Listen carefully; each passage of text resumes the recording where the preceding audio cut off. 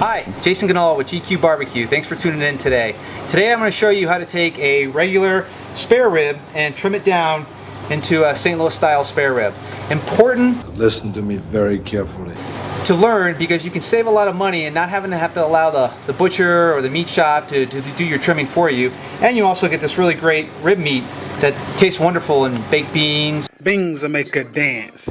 Things that make a dance. Or green chili or whatever you like to use rib meat in. So the first thing I'm going to do is remove this flap of meat right here. It's a pretty simple procedure. I just lift up on it and cut, and it comes right off. Now you have a good piece of rib meat right here to use. The next thing I'm going to do is find my longest bone. It's usually the 4th or 5th bone in, and cut from that to the end of the rack.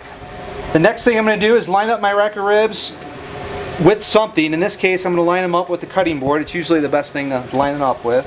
And I'm going to do the same thing, but to the other side, going straight across. Next thing I'm going to do is probably the most difficult thing with preparing St. Louis style ribs, and that's removing the membrane from the back.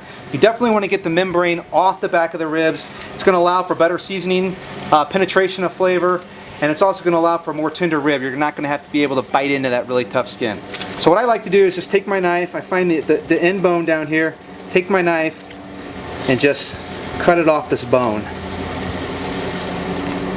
I do it all the way up to the end of the rack.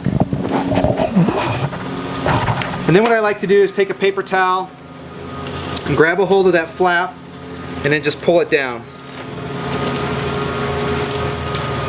That was a good one. I got most of it off. Sometimes you can get the whole thing off with one try.